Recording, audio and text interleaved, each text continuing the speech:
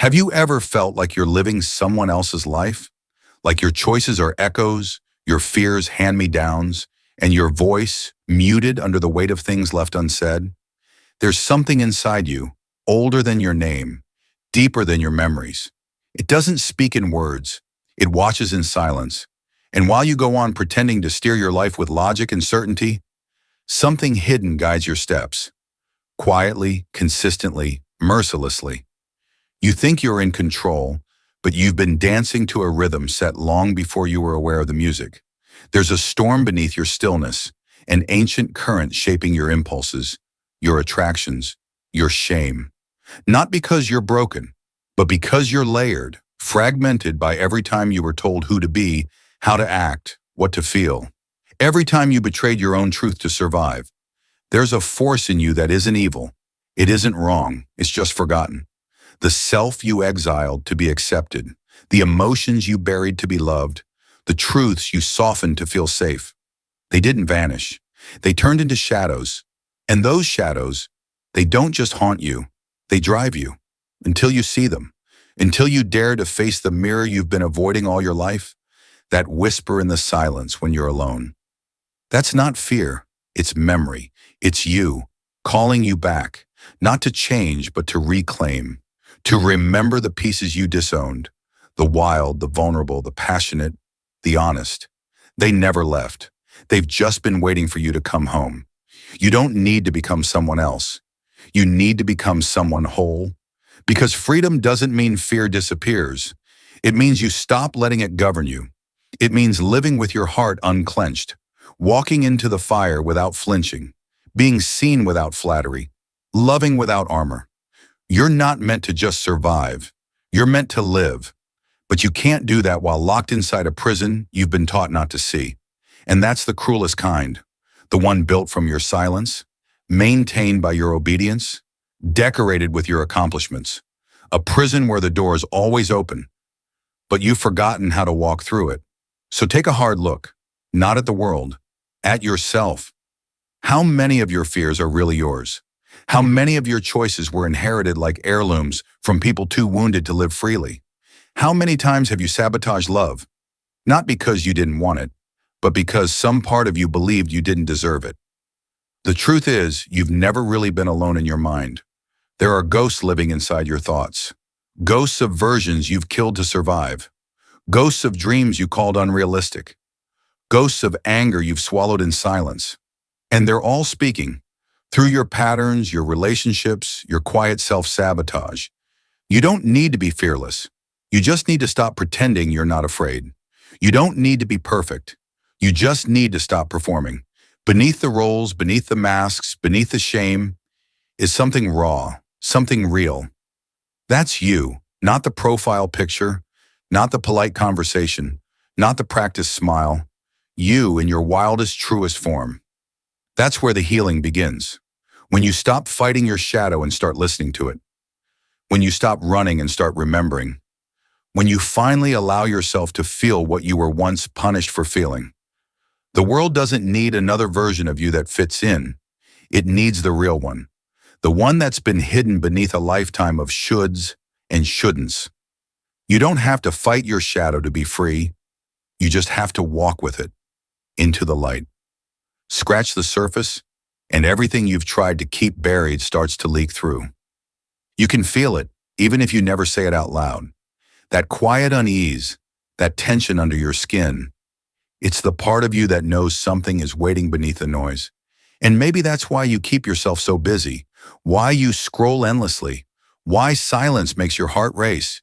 Because in that silence, the monster stirs. Not the kind you can see, but the kind that breathes through your thoughts when you're alone. Carl Jung saw that monster. He didn't try to tame it, he named it. He knew it wasn't just about bad habits or mood swings. It was something older, something buried so deep it shaped you before you knew your own name. You think you're in control, but you're not. The rage, the jealousy, the shame, they're not random. They're patterns passed down like bloodlines, hiding in the dark corners of your mind, running the show while you smile on the surface. We tell ourselves we're making choices, that we're free, But how many of those choices would still stand if you stripped away your fear of being unloved, unwanted, unseen? How many things have you done just to be accepted, just to be safe? You think you're deciding, but it's your wounds pulling the strings. And when someone like me says this out loud, something inside you clenches. You feel it in your throat, in your chest. That's the part of you that doesn't want to hear it, but it's too late now. You can't unhear truth. It burns quietly at first, then louder. You can try to bury it under positive affirmations and smiling photos, but it will wait. It always waits. Jung didn't write to make you feel better. He wrote to break you open, because only then can light slip through the cracks. Only then can you stop pretending. Behind that well-kept image, there's a storm, and within that storm is the way out. But it's not easy. You have to walk through everything you've denied. The rage you swallowed, the envy you dressed up as ambition, the pain you turned into sarcasm. It's all still there, moldy, raw, and waiting. And facing it will hurt, deeply. But that pain is the price of freedom. You're not just the polite words you say at dinner tables. You're not just the kindness you show in public. You're also what you've hidden, what you feared would make people turn away. And that's where your power lives. Breathe. Everything you think is chaining you down, it lives inside you. And so does the key. You call yourself good, kind, normal, reasonable. But you know that's not the whole story, because behind the friendly smile, something hungry watches. It waits. Jung called it the shadow, not a metaphor, not poetry. Something real, something dangerous, something necessary. It's every part of you you were told not to feel. Anger, lust, greed, cowardice. You weren't just told those feelings were wrong. You were told that feeling them made you wrong. So you pushed them away, smiled through them, wore your mask. But what you don't face doesn't disappear. It rots, and it festers, and one day it starts to speak. The shadow doesn't come out screaming, it whispers. It makes you judge others to avoid judging yourself. It makes you sabotage people you love because you haven't admitted your own fear of failure. It smiles while it stabs. And still, you pretend it isn't there. How many times have you felt pleasure when someone else stumbled? How many times have you thought things you wouldn't dare say out loud? You think you're above it? No one is. Not one of us. Jung wrote, "We all carry a shadow. The less it is integrated, the darker it becomes. Deny it, and it starts running your life. Say, 'I'm not like that,' and you've already lost. Because what you can't admit, you start seeing in others. You project it, hate it, fight it, but it's not outside. It's yours. The monsters you fear in others are just reflections of the ones you haven't dared to meet in yourself. The cruelty you judge in others, it's not foreign to you. It's the faint echo of your own repressed hunger for control, for power, for vengeance. You act shocked when you see it in someone else, but deep down, some part of you enjoys it. That twisted thrill, that silent smirk inside. You pretend you're above it, like you're always in control. But every time you lash out, lie to save face, make some excuse to avoid accountability, that darker part of you grins. The shadow loves the mask of virtue. It wraps itself in righteousness and waits for the moment to slip through the cracks.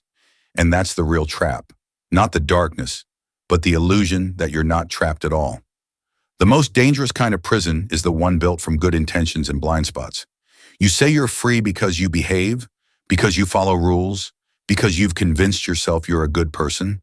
But there is no such thing as goodness without confronting your own shadow. If you ignore it, it owns you. And it won't show up like a demon. It'll hide in your relationships, in the resentment you call love, in the failure you blame on timing, in the bitterness that wears a smile. You feel stuck. You say it's just how you are, but that's a lie. It's a choice. And every time you turn your face from that dark corner of yourself, you're making the same choice, to stay blind. Jung said there's only one way, down, into the mold, into the mess. Not to destroy the monster, but to meet it. Not to escape it, but to name it. The shadow doesn't dissolve with positive thoughts.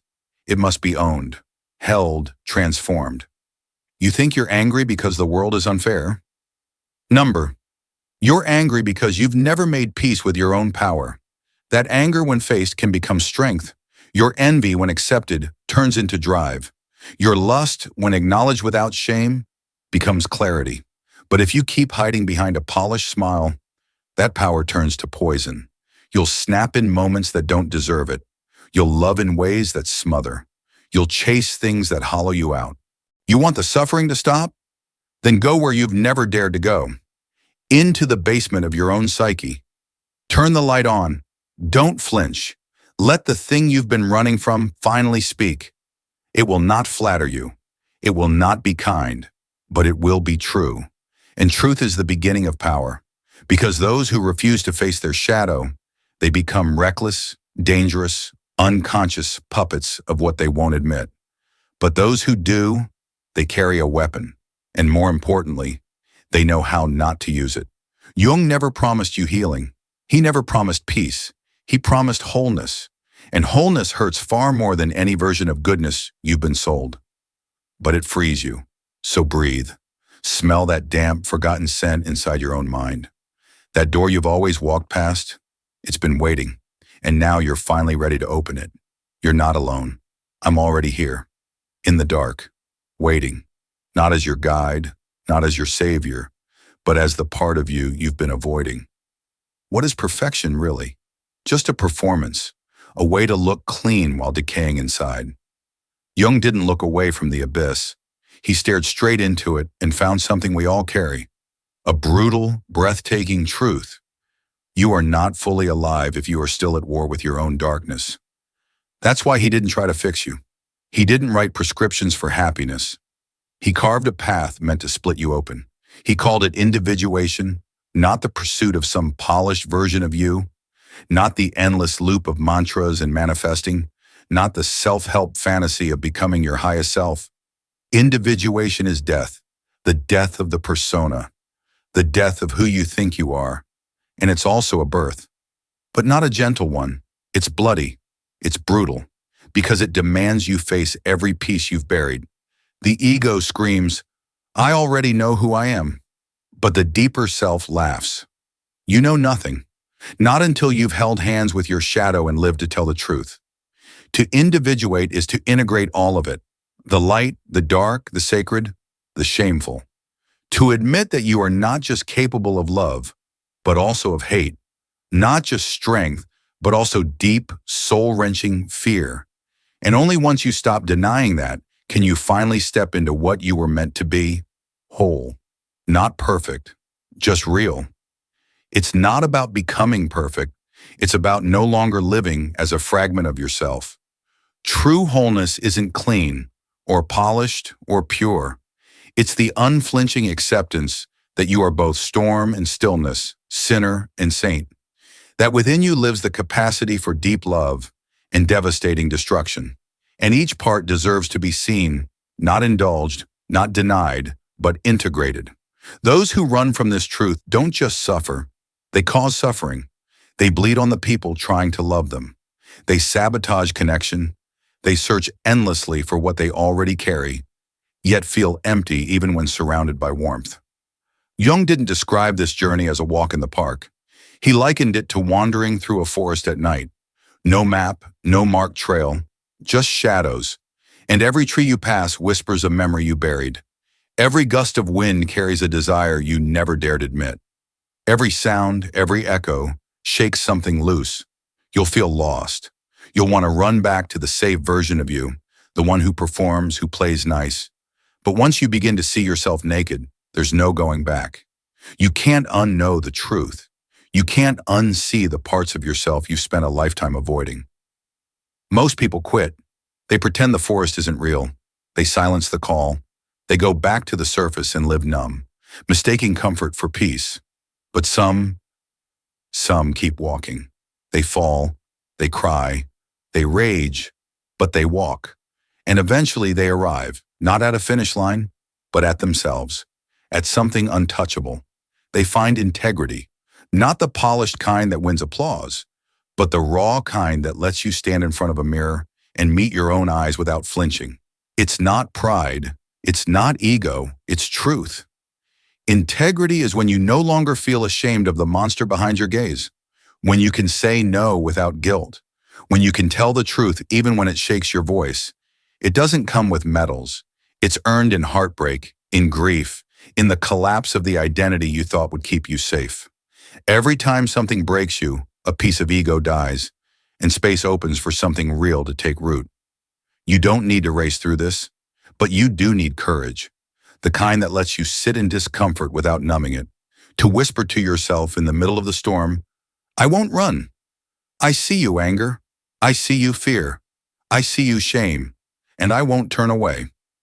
Not to justify it, not to glorify it, but to stop lying to yourself. That is rebirth. Not a divine event, but the result of showing up to your own inner work every single day. Those who live this way lose the illusion of being liked by everyone, but gain something far more powerful, the permission to finally be whole. And no, it's not for everyone. Most people won't make it. Most would rather wear the mask until the end. But for those who do, life on their knees is over. So breathe and listen to the silence you always drowned out.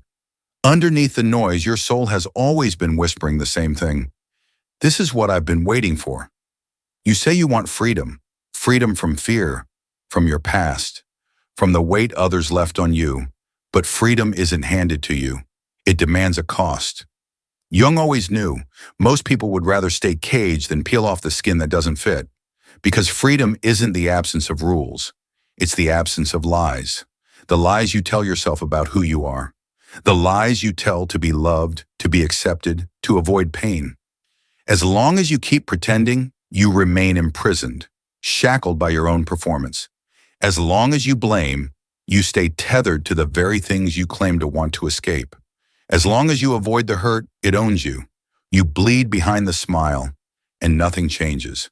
But the moment you stop running, the moment you whisper, "This is me," without the mask, the prison door unlocks. Not because someone freed you, but because you finally realized you always had the key. You say you want to be free, then stop running, because no one outruns themselves forever. Sooner or later, the psyche collects its debt, and it doesn't knock politely. It comes through collapse, through the breaking point, through the panic that wakes you in the middle of the night, through the illness that no test can fully explain. That's not misfortune. That's your soul, calling, screaming, demanding to be seen after a lifetime of silence.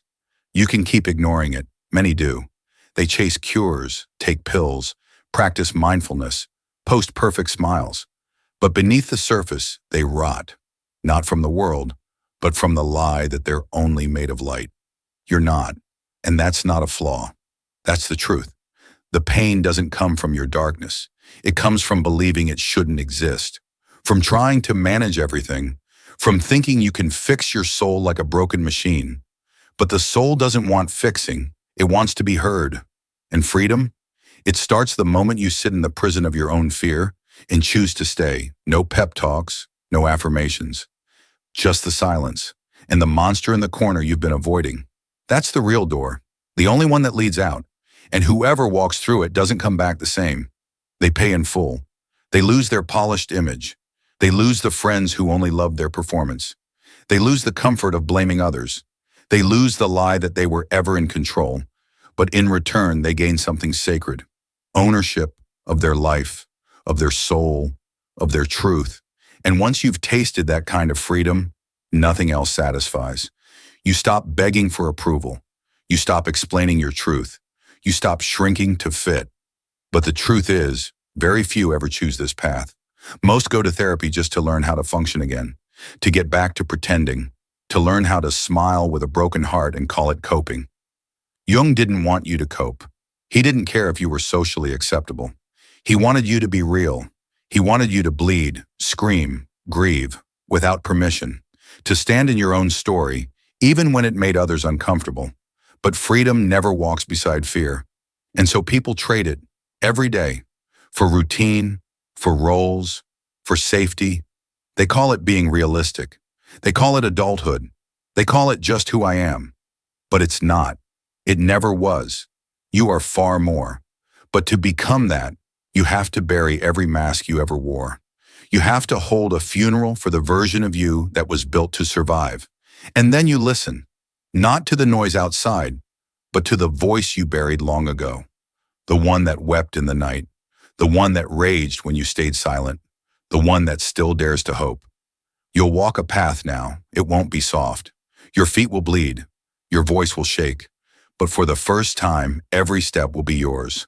Not rehearsed, not inherited. Yours. No one else gets to write your story now. So breathe. Feel it. Truth rising like fire in your throat. It burns, but it cleanses. And now you're standing at the threshold. One last question remains. Will you go back to the lie that numbs you, or will you step into the fire and claim the life that's always been waiting? Carl Jung handed you the map. That was his gift. All I've done is walk with you to the door. From here on, you walk alone, with nothing but the echo of your soul guiding you forward. You made it here for a reason.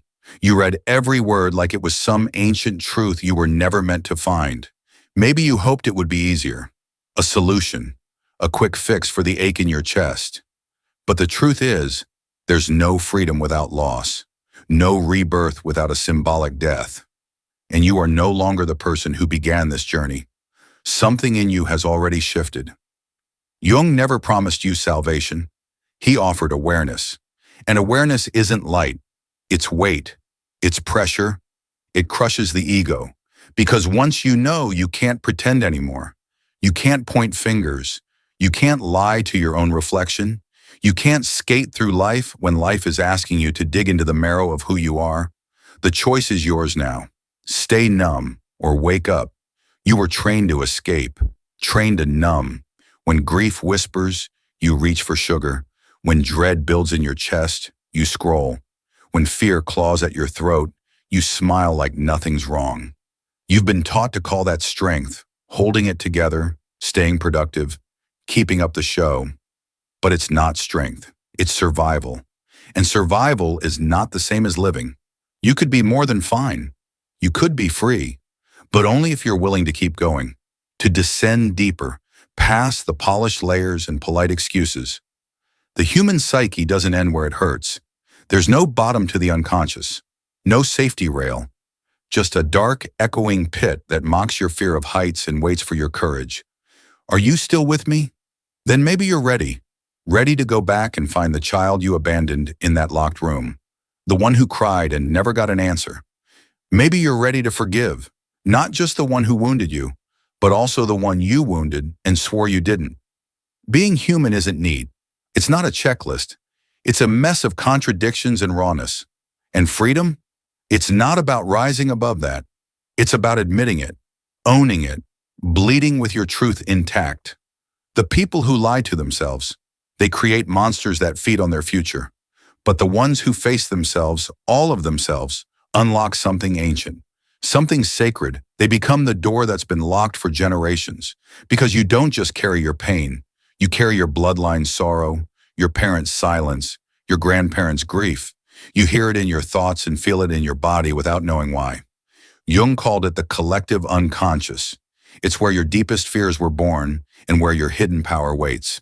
You ask, how do I get out? But maybe the better question is, who said you had to escape? You don't climb out of the abyss, you become it. You don't run from the dark, you learn to see in it, to breathe it in. And instead of shattering, you become something else entirely. The pain that once destroyed you now feeds your resilience. The chaos becomes your compass. From here, nothing is simple anymore. Every choice holds weight. Every conversation reveals something about you. Every dream opens a door your ego would rather keep shut. You won't sleep the same. But that's not a loss, it's a shift. Too much peace is just sedation. Disturbance means you're finally feeling, finally alive. Jung didn't care if you smiled more. He didn't care if you were liked. He wanted you to be real. And real is wild. It's fierce. It's lonely sometimes too. But it's honest. It's clean. It's a kind of solitude that doesn't sting. Because you're no longer lying to yourself. And in that quiet, your soul will speak. Not in noise, in whispers, in the tear that comes out of nowhere, in the dream you can't shake, in the intuition that tells you who to trust and who to finally let go. Don't ignore that voice. You've come too far. But if you want peace without cost, if you want sleep without truth, then forget this. Pretend it was just another video, just another story that doesn't belong to you. Pretend you never saw the Minotaur curled up in your chest. Pretend the mirror didn't crack. But if you're still here, if something inside you is still burning, then welcome. You're not the same. Not anymore. You've just been reborn. And no one can bury someone who's already sat with their own shadow and lived to tell the truth. So breathe. Feel that ache in your chest, that quiet tremble. That's what waking up feels like. It's not clean. It's not easy, but it's real. And no, Jung wouldn't take that pain away, and neither can I. But I can tell you what almost no one else will. You are not alone. You never were. Because as you listened, some forgotten, hungry part of you stirred. It remembered, and now it wants to live. It's going to make you uncomfortable. It will pull at everything you thought was settled. It will ask for change, not in words, but in silence that demands action. It will challenge your comfort, your habits, the lies you've whispered to yourself just to make it through. But if you're still here, then something in you has already decided. No more pretending. So listen to that part, the quiet one, the one that trembles when truth gets too close. Feed it, not with noise, not with distraction, but with stillness, with courage, with brutal honesty. From this moment forward, every ache that rises in you is no longer a punishment. It's proof. Proof that you are finally alive, finally awake. And that, more than anything, is what freedom feels like. You could have picked anything to escape. Another shallow video, another easy answer, another sugar-coated mantra to help you sleep through your life. But you didn't. You stayed. You stayed to the end. And for that, I see you. I respect you. Because facing what hurts is the bravest thing you'll ever do. Let me tell you something that matters. I wore the mask too. I smiled when I was dying inside. I betrayed myself more times than I can count just to be accepted. I know what it's like to fear the very truth you now hold in your hands. But I also know the loneliness that leads to something real. And I'm grateful we shared this space, this raw, unfiltered moment. May your soul never again settle for crumbs when it's meant to feast on truth. May your shadow, now acknowledged, no longer scream in the silence. And the next time silence comes to sit beside you, may you offer it a chair, not fear, not escape, just presence. Now take a deep breath. If you're more than just curious, if something in you cracked open tonight, then say it. In the comments, tell me what part of you screamed the loudest, what truth struck hardest. Say it without apology, without shame. That's how we reclaim ourselves, word by trembling word. And if you haven't subscribed, do it now. Not for me, but for that part of you that finally feels seen. Because I'll keep speaking the truths no one else dares to say. Not to entertain you, but to remind you that you're not crazy. You're just waking up. Share this with the one person you know is still sleepwalking through their life. Sometimes a whisper in the dark is all it takes to light a fire. Now it's your choice. You can shut this off, forget it, tell yourself it was just another video, or you can let it change you. Let it echo, the door's open, the darkness is waiting, and so am I.